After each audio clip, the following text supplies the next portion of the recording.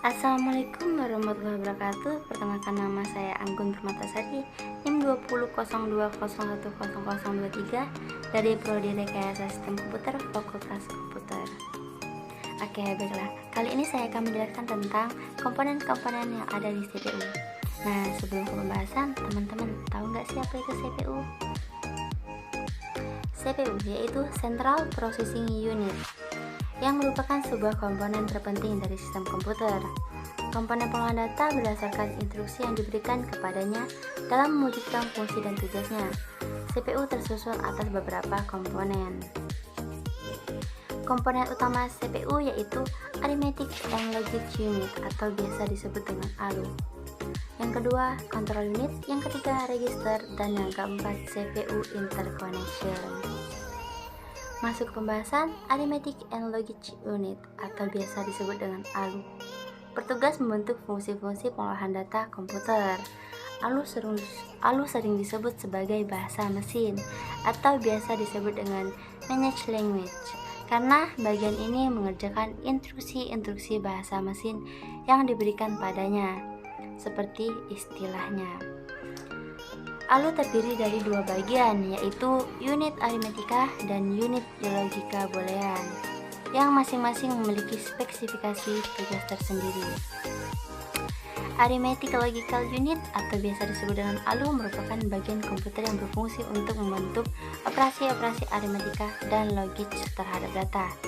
Semua elemen lain sistem komputer seperti control, unit, register, memori, dan I/O atau biasa disebut dengan input atau output berfungsi terutama untuk membawa data ke ALU untuk selanjutnya diproses dan kemudian mengambil kembali hasilnya. ALU dan seluruh komponen elektronik dalam komputer didasarkan pada penggunaan perangkat logis digital sederhana yang dapat menyimpan dikit-dikit biner dan membentuk operasi logis boolean sederhana. Data diberikan ke ALU dan register dan hasil operasinya disimpan di dalam register. Register-register ini lokasi penyimpanan sementara di CPU yang dihubungkan ke ALU dengan menggunakan lintasan sinyal. ALU juga akan menyetel flag sebagai hasil dari suatu operasi. Misalnya, overflow flag di setel 1 bila hasil komputasi melampaui panjang register tempat flag disimpan. Control unit menghasilkan sinyal yang akan mengontrol operasi ALU dan pemindahan data ke ALU atau dari ALU. Semua operasi perhitungan dan operasi logis dilakukan di dalam ALU. Lanjut ke control unit yang bertugas sebagai mengontrol operasi CPU dan secara keseluruhan mengontrol komputer sehingga terjadi sinkronisasi kerja antara komponen-komponen dalam menjalankan fungsi-fungsi operasinya. Yang termasuk dalam tanggung jawab unit kontrol adalah mengambil instruksi-instruksi dari memori utama dan menentukan jenis instruksi tersebut. Register yaitu media penyimpanan internal CPU yang digunakan saat proses pengolahan data. Memori ini bersifat sementara, biasanya digunakan untuk penyimpanan data saat diolah ataupun data untuk pengolahan selanjutnya. Dan yang terakhir, CPU Interconnection. Sistem koneksi dan bus yang menghubungkan komponen internal dan bus-bus eksternal CPU. Komputer internal CPU yaitu ALU, unit control, dan register-register.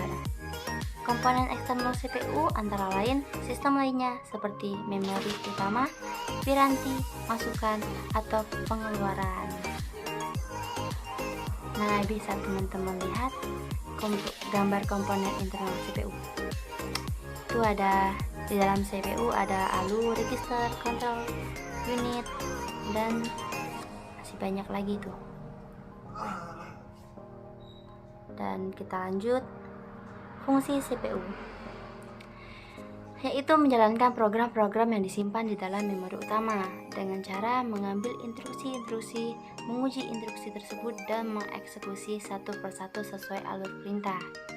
Pandangan paling sederhana proses eksekusi program adalah dengan mengambil pengolahan instruksi yang terdiri dari dua langkah, yaitu operasi pembacaan instruksi atau biasa disebut dengan fetch, dan operasi pelaksanaan instruksi atau biasa disebut dengan execute. Thanks for watching. Bila ada salah saya mohon maaf, kepada Allah saya mohon ampun. Saya akhiri, wabillahi taufiq wal hidayah. Wassalamualaikum warahmatullahi wabarakatuh. Terima kasih.